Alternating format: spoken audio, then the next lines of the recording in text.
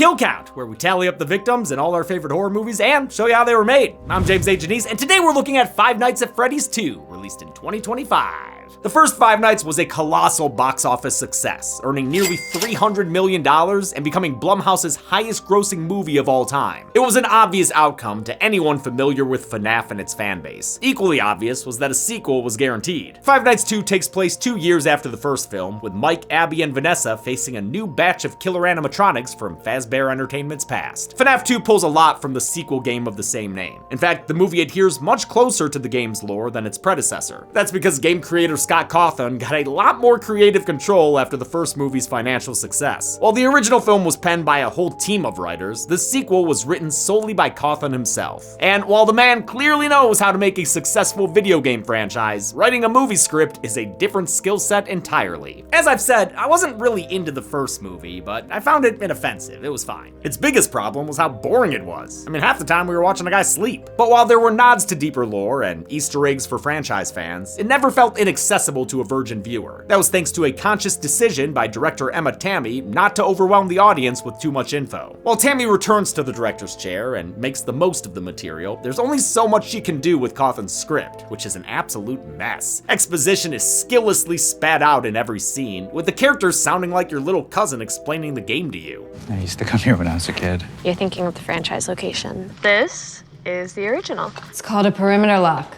None of the animatronics can leave. They're being wirelessly controlled by the marionette. If you're not already a Faz head, this thing will be completely incomprehensible. There's no structure to speak of, and the characters don't act like real human beings. Unlike the first movie, I do find this one straight up bad. I feel like FNAF fans deserve better. But that's just my opinion, and fans clearly had a different one, because they seem to have fucking loved this thing, with many saying it was better than the first one. People are obsessed with that old pizzeria. That blows my mind. For all its faults, the first FNAF was an actual movie. This one is just a parade of fan service and inside jokes. But hey, it worked for the Minecraft movie, so I guess I shouldn't be surprised. And listen, I do feel kind of bad tearing into the movie because I know it means a lot to a lot of people, especially kids. Like Matthew Lillard knows. I'm on the front lines every day.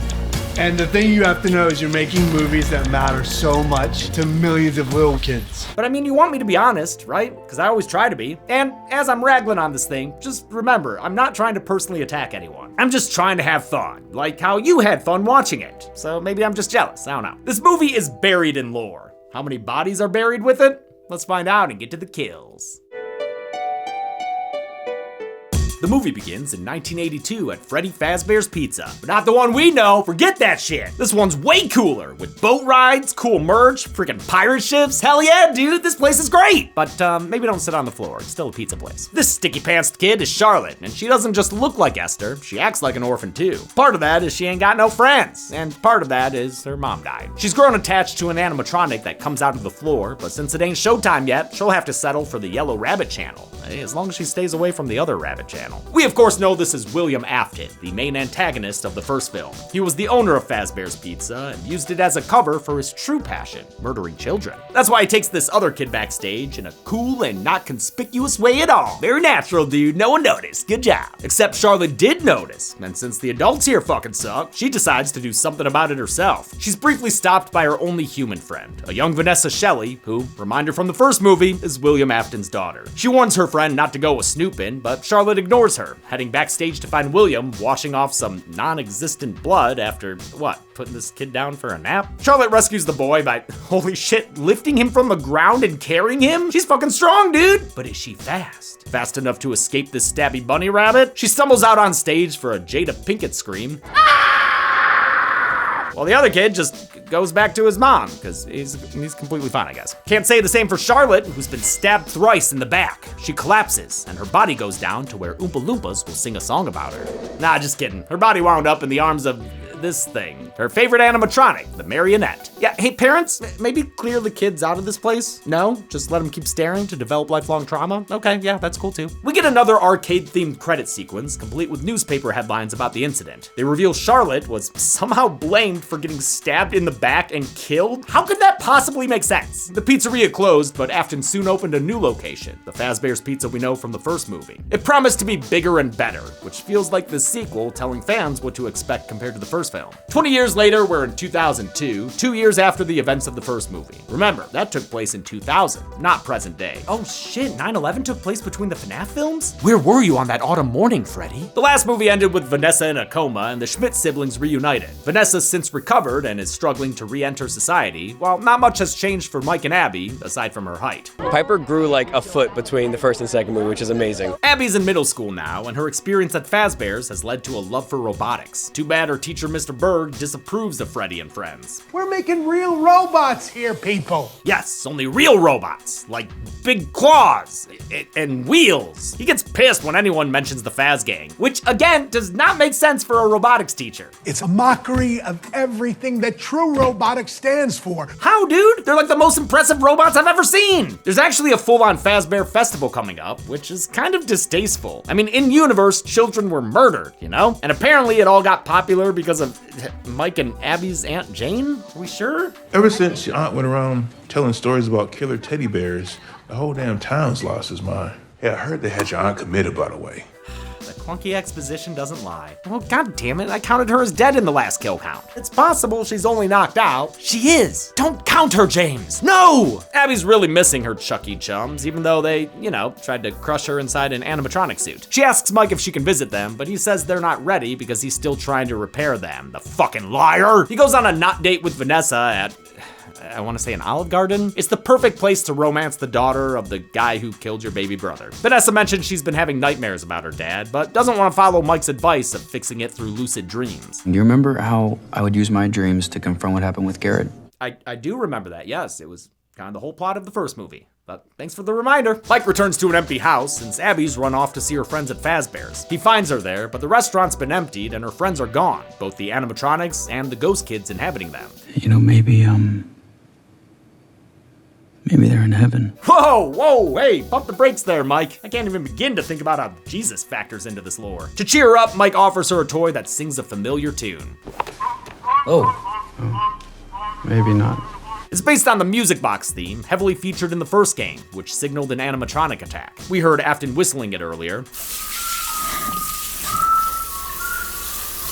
And it's derived from the real-life opera Carmen. Abby instead opts for this clearly haunted speak and spell called the Faz Talker, and the sibling relationship is all patched up. For all this movie's faults, the acting is not one of them. Josh Hutcherson and Piper Rubio have a very convincing sibling chemistry. I really buy how much they care about each other, even when some of the dialogue threatens to undermine the sincerity. That's really cheesy. A van cruises down the highway on its way to Fazbear's Pizzeria. Rob, Lisa, and Alex are a trio of ghost hunters with a web series so successful it automatically plays when you turn on the TV. And no wonder, with a name like Spectral Spoopies. They're used to breaking and entering to get their footage, but this time they've been invited. Security guard who works there, his name is Mike? But this is a different pizzeria. It's the first Fazbear's Pizza, the one with the boat ride from the opening. This location came before the other one. And it's also a different security guard named Mike. It's Michael, actually. Oh, sorry, Michael. Michael Not Mike gives the Spooper Scoopers a tour of the premises, which includes a meet and greet with the band. These cutesy plastic iterations are the toy animatronics, the versions that appear in Five Nights at Freddy's 2 The Game. Just like with the first movie's kill count, I've relied on writer Tim for game and lore stuff, since he's a FNAF fan. Thanks, Tim. It's my job. Tim told me that, unlike in this movie, the Fazbear location in FNAF 2 The Game is brand new, with the toy animatronics the shiny replacements for the first game's band. In the movie's alternate lore, though, they're the original Freddy, Bonnie, and Chica. Foxy ain't around, because he got dismantled. Sorry, Foxy fans. You're called Dum-Dums, right? Even though she's the ostensible host and head spooper, Lisa separates from their guide and their cameraman to go wander around alone. You're missing out on valuable content, Lise. She's played by McKenna Grace, a veteran ghost hunter. We've seen her on the kill count in Malignant, playing the young version of a character because she did that a whole lot for a while there. Like, a whole lot. But now she's graduated to just being in everything ever, including an upcoming Scooby-Doo project where she'll play Daphne. So honestly, this movie's knockoff Scooby Gang is good practice for her. Her cameraman Alex is played by Teo Brio, kill count veteran thanks to the Chucky series and Final Destination Bloodlines. He's super stoked to shoot at this pizzeria. I think this might be our best episode yet. Are you sure about that? Because her host is nowhere to be found. Hell, even the third dude has wandered off. How the hell did this show get so big in the first place? God, and get out of the river ride, dude. What are you, a sewer inspector? Like in Slugs? Lisa follows her audio equipment readings to a music box in the basement, but she should be more concerned about the giant clockwork birthday gift back there, since it's the home of the marionette, who comes out and attacks her as the camera cuts away. The marionette is from the second game and became a recurring enemy throughout the franchise, though it's more commonly referred to as the puppet in the games. The movie marionette was mostly a rod puppet, controlled by up to 5 puppeteers, although sometimes they would use versions pulled by cables and controlled by radio. It has a much more fluid and elegant movement, as opposed to the more mechanical Fazbear gang. Lisa's scream is heard by Alex, who surmises from Michael's shit-eating grin that they've been led into a trap. He's promptly pulled into the rafters and torn to pieces, with his body parts falling down for a camcorder close-up.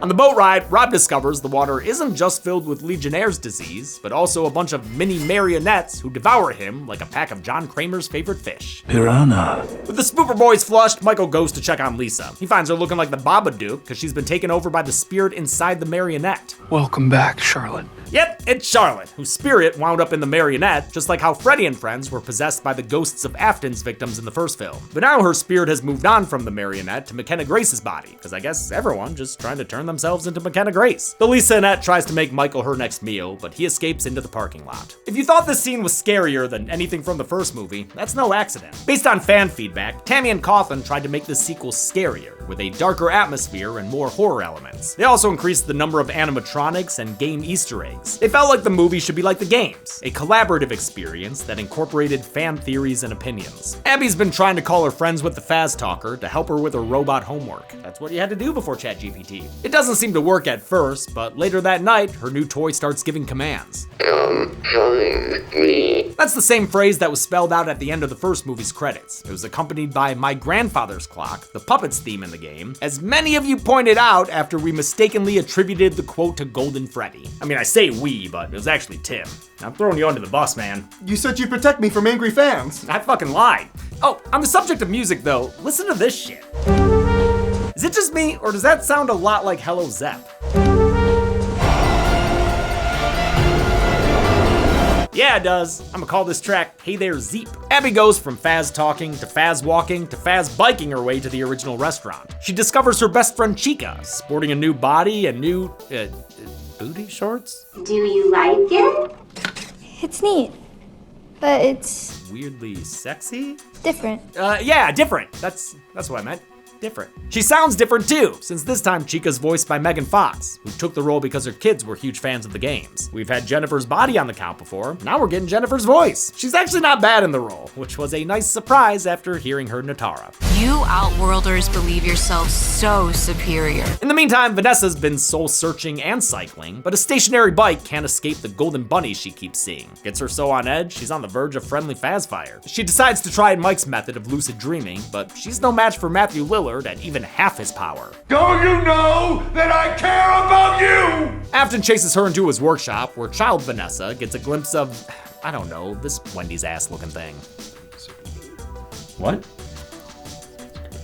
Oh. Okay, Tim's telling me it's a character from the games called Circus Baby. Cool. Vanessa becomes her cop self and shoots her dad until he arbagasps and hits the floor head first, but he still manages to have the last laugh. You shall always be mine. Oh man, the cast seemed to have a lot of fun on set. Look at Lillard doing these wire stunts. He's so cute. The thing about making movies I don't think people really understand is that you're away from home. It's a little like summer camp. Vanessa visits Mike and finds out Abby's been hanging around the old pizzeria, but Mike doesn't want to hear her out. See, earlier, he found a mysterious flyer saying Freddy's is mailed out. He called the number on it for a super important phone call that was entirely off screen, where he learned about Charlotte. Her dad made that flyer. And so I called him, and he told me about his little girl and her best friend, Vanessa. He's mad that Vanessa didn't tell him about her entire freaking past, I guess, and ends up saying the quiet part aloud. I'm trying to fix you. You're trying to fix me? If you fix me again, I will shoot you. Since those two are fighting now, Vanessa goes to Fazbear's alone and finds the music box broken and the puppet out of the bag. But Charlotte's not out of the building yet, thanks to a security system. It's called a perimeter lock. None of the animatronics can leave. Vanessa has the code to shut it off, but refuses to hand it over, much to Charlotte's chagrin.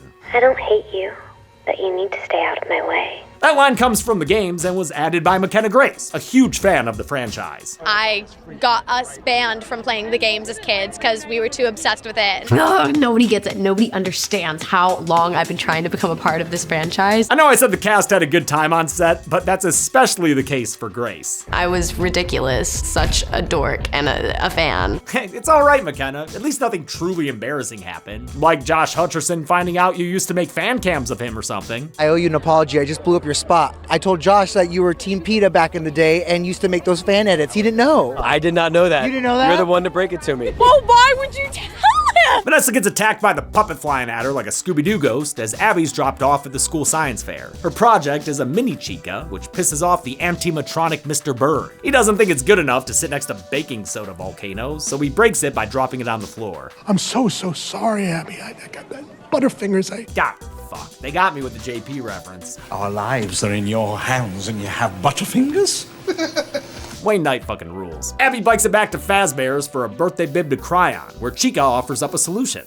I'll be your science project. Only problem is that pesky perimeter lock, so Chica convinces Abby to disengage it for them. As you might have guessed, this Chica isn't Abby's friend at all. She's being controlled by the marionette, something Michael mentioned earlier. A marionette would come out of this trap door on the stage and direct the other animatronics during performances. That's right.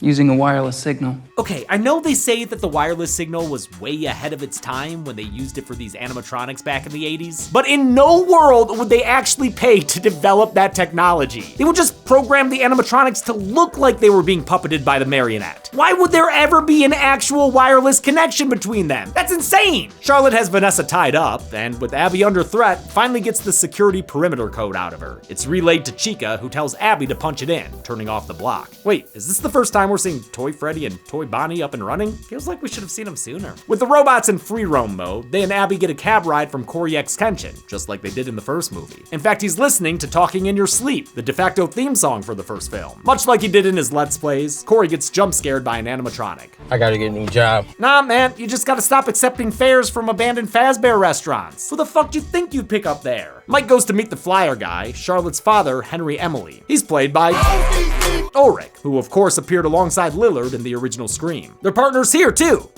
business partners, at least they used to be. Henry co-founded Fazbear Entertainment with William Afton. Ulrich does a great job in his scene, even when his dialogue makes him sound like a Fazbear tour guide. There was only one at the first Freddy's, none of the later locations had one. The convo's cut short when Mike realizes Abby's recent drawings match the original pizzeria. He heads there to find her, but not before Henry gives him a music box that used to be Charlotte's. Mike gets to the OG Fazbears and breaks in, where he stumbles upon the old animatronics from the first movie, looking real rough. Actually, those are a different set of animatronics. They're the withered variants of the band.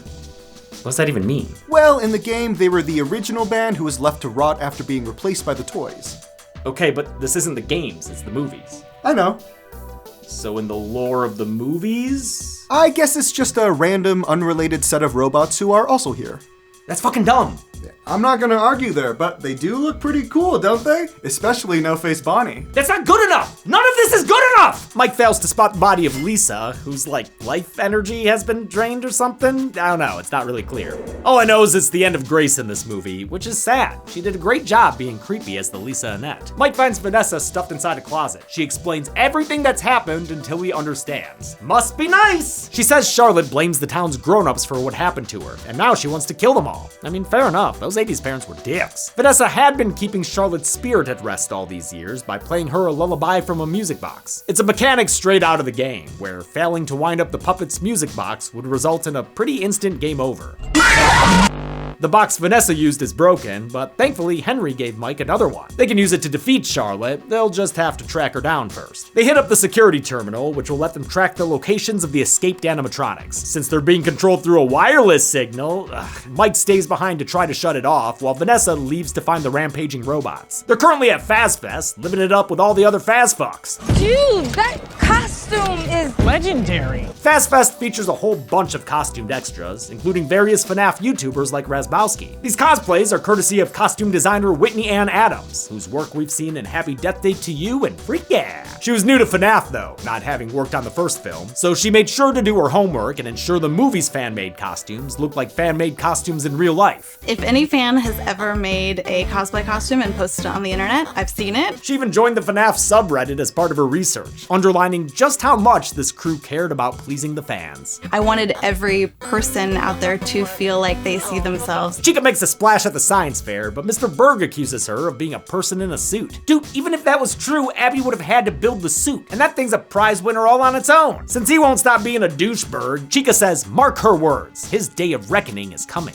I just want to see what's going on inside of his head. You know, that's not a bad joke, but humor isn't this robot chicken's strength, so she needlessly repeats it 2 minutes later. What I want is to see what's going on inside of your head. True to her words, Toy Chica goes full Omni-Man on Berg and crushes his skull between her hands. Or wings? She's a chicken. Shouldn't she have wings? With Berg out of the way, Abby wins the science fair. Unsurprising, since she has a literal Jim Henson creation behind her. The legendary effects company returned to make the movie's animatronics, including the new toy versions, which were a much harder plastic than the soft fleece costumes from the first film. The restrictive suits presented a host of new challenges for returning performers Jess Weiss, Kevin Foster, and Jade Kendar-Martin. We had to figure out ways of resting without being able to sit. On top of the stiff movement, they also had 16-pound helmets full of loud mechanics that blocked their visibility. You're not wearing a costume and performing. You're driving a suit. Toy Chica realizes Mike's poking and prodding around their system, so she activates the withered animatronics to stop him. Meanwhile, Vanessa's still driving around looking for the toy animatronics, who are trying to fulfill Charlotte's mission of killing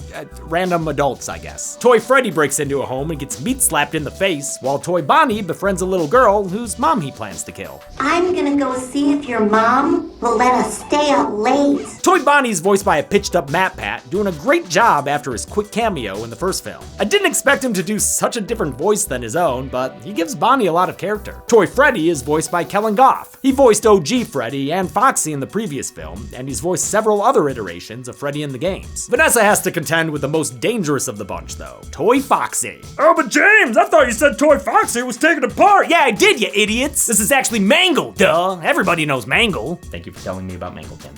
He's the result of a botched Build-A-Bear type attraction where kids got to take Foxy apart and put him back together again. Looks like Mangle was put back together by Sid from Toy Story. Kids can be so heartless. The Hitchfoxer fucks up Vanessa's shit, even driving her off the road at one point. But after grabbing at her for a bit, she's able to drive away again. But I guess he's still on top of the car, because when it cuts back to them later, he's still Ghost Kid riding the whip. It's a messy sequence. But it's also an impressive one, considering all the mechanical animatronic elements. Shooting the car scene was a slow process, since they had to map out Mangle's precise movement for each individual shot. It was important to know exactly what would be seen and for how long, since it took 9 puppeteers to control Mangle's 2 heads, 3 legs, and 2 arms, with additional crew members remotely operating the face. Despite all the work, Tammy called Mangle the most fun animatronic to shoot with. Vanessa drives the car to Toy Freddy's location and frickin' launches Mangle at him through a window.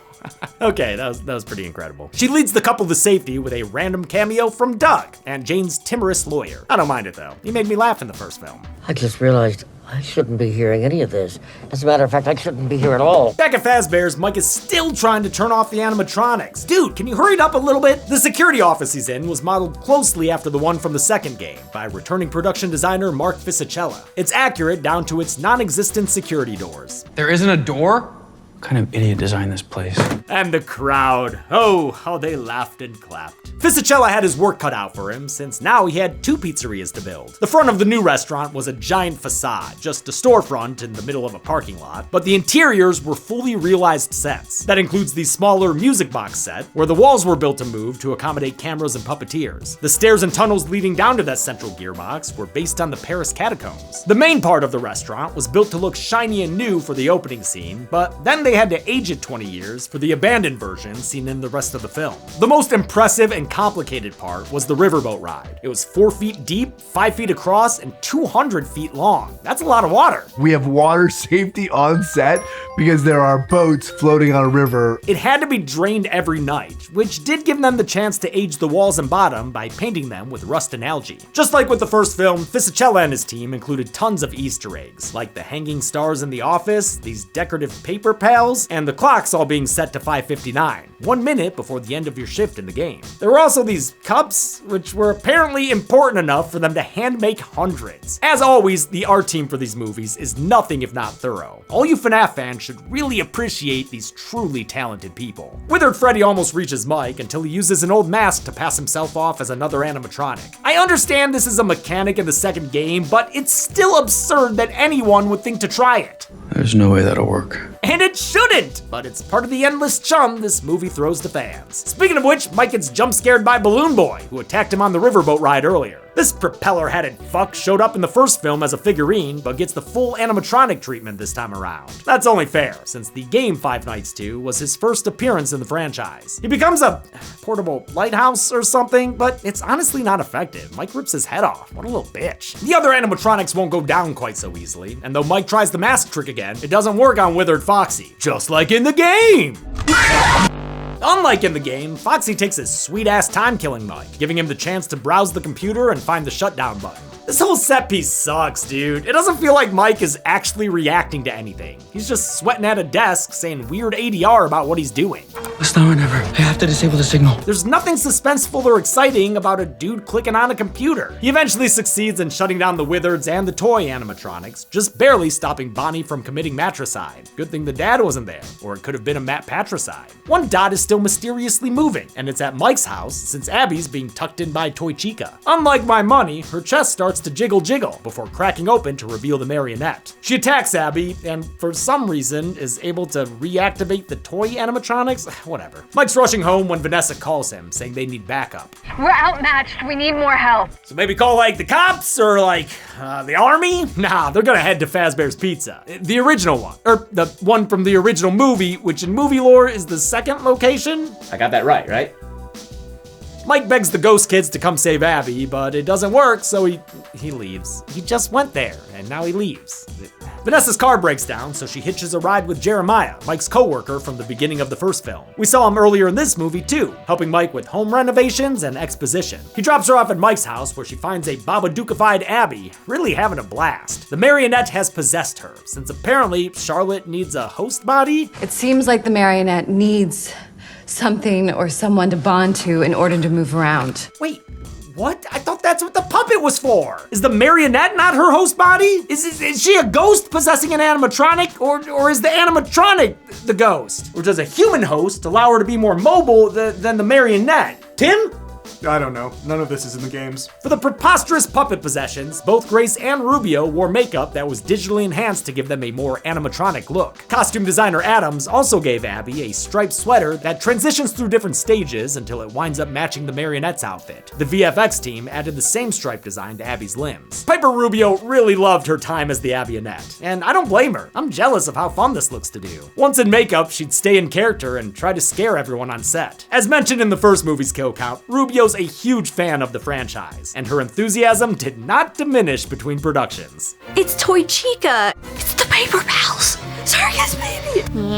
The Abbionette nearly kills Vanessa, but Mike shows up with the music box to exorcise the demon. Except it happens completely off screen. The main villain of the movie is defeated off screen. What the fuck? I guess I shouldn't be surprised. This puppet possession is nonsense, even by FNAF standards. The trio tries to leave, but they're blocked by the toy animatronics and their actual leader, a villain so scary he has to turn on the lights before he talks. Slinking around all shadow and bone is fucking Mike. I'm Michael. Sorry, Michael. But Michael's not just some creepy security guard. Get a load of his last name. Michael Afton. Yep, he's Vanessa's brother! If you remember, this Mike was a game character who Mike Schmidt was named after for the first movie. But what? They changed their mind and put him in the movies too? So now we have two Michaels running around? That's just great. Michael, the Afton one, reveals he organized Fast Fest himself so the animatronics could kill everyone. Half of this town will be dead by morning. Holy shit, that sounds awesome. Sure hope we see it.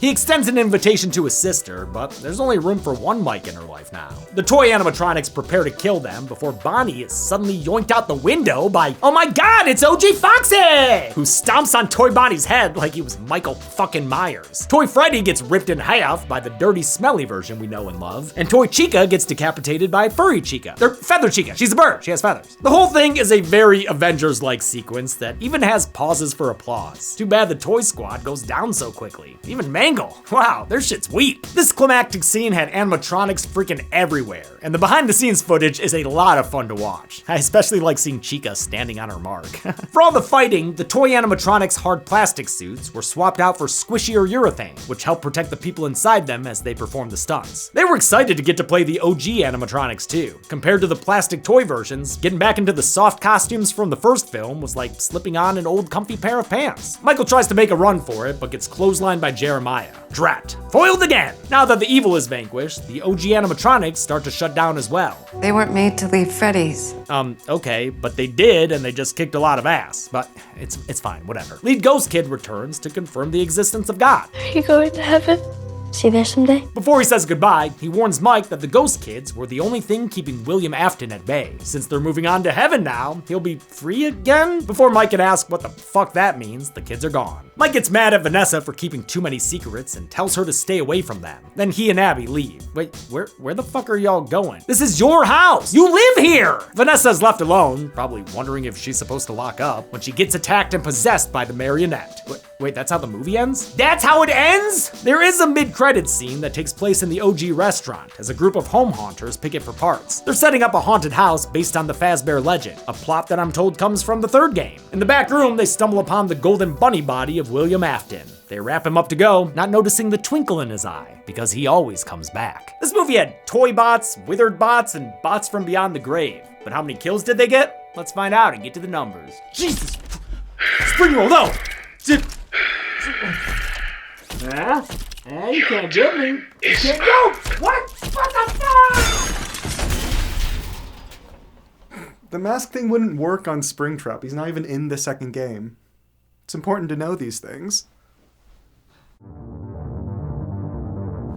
Only 5 people died in Five Nights at Freddy's 2. There were 3 male victims and 2 female victims, giving us this pizzeria pie chart. We've only seen this count and breakdown in 3 other movies before, and 2 of them were Brian Usna joints. Weird. With a runtime of 104 minutes, FNAF 2 had a kill on average every 20.8 minutes. I'll give the golden chainsaw for coolest kill to Alex. Just like Max the Babysitter, it's a rated R kill rendered PG-13 through clever framing, which I mean as a compliment. Doll Machete for lamest kill will go to his co-host Lisa, since it robs the franchise of more McKenna Grace. Also, what even happened to her? Abby didn't die when the puppet stopped possessing her, so what gives? What happened to her? And that's it. Five Nights at Freddy's 2 came out in 2025 and made a whole bunch of money, so I guess I'll see you when the third one comes out. Next week, we're getting back to the Psycho series, but until then, I'm James A. Janice. This has been The Kill Count. On the next Kill Count. Just when you thought it was safe to go back in the shower, here comes Psycho 2. After 2 decades away, guess who's finally back in town? You must be Norman Bates. Bates is back in business and hoping for a fresh start. I don't kill people anymore, remember? But coming home is never easy. Something wrong, Norman? Especially not in a town full of people waiting for him to slip up. Go on, Psycho, pick it up. And hiding sinister secrets of their own. You're sicker than I ever was. You might think the original Psycho's an impossible act to follow. I guess I'm just nervous. Don't be. Against all odds, the sequel pulls it off without a Hitchcock. How do you know that? Because I watched it, and you should too. This week, check back into the Bates Motel for Psycho 2. What kind of a motel are you running here? Then on Friday, return to Home Sweet Homicide for the Kill Count. Only on Dead Meat. I don't kill people anymore, remember? Yeah, you said that. I mean, the fact that you said it again makes me maybe kind of doubt you, Norman. Yes, I understand. Mother? Psycho 2 can currently be watched on the pictured streaming platforms. Demi always recommends you watch the movie for yourself before its kill count. It's the only way to have your own properly informed opinion. Kill counts are never meant to replace the experience of watching a film. Hey, thanks a lot for watching the Kill Count for Five Nights at Freddy's 2. Want to thank Tim for all your work on the script. Thank you so much. And then Michael and Reese from Withered Creations with a Z. Thank you guys so much. We didn't have this in place not even 4 hours ago. Nope, but it worked out. I sent out a message on Instagram asking if anyone knew any good Five Nights cosplayers, and a lot of people sent me your page. So check it out. It's so good. I love this creation. Once you put it on in the suit, it's so cool to see. It's so big. Yeah. How long did it take you guys to make this? So it took me a month and a half to build. Yes. Okay. Yeah, so it started right after I saw the FNAF movie. I was thinking like, who do I make? Do I make another Withered? I've done them so many times. Let's go with the yellow rabbit. Looks great. Yeah. You're so large and you don't even have the feet on it. No, I think that's one of the biggest difficulties with it because you're hitting chandeliers in and all sorts of stuff. Well, thanks so much, guys, for making the drive out here and being part of this. Check out their stuff. It's Withered Creations with a Z on Instagram. Anything else? Instagram, TikTok, YouTube. All right, check it out. Thank you. Also want to thank some patrons: Poultry Master 99, Austin Laura, Wyatt Tame, Lexi, and Amanda Bartlett. Thanks, everyone. Be good people.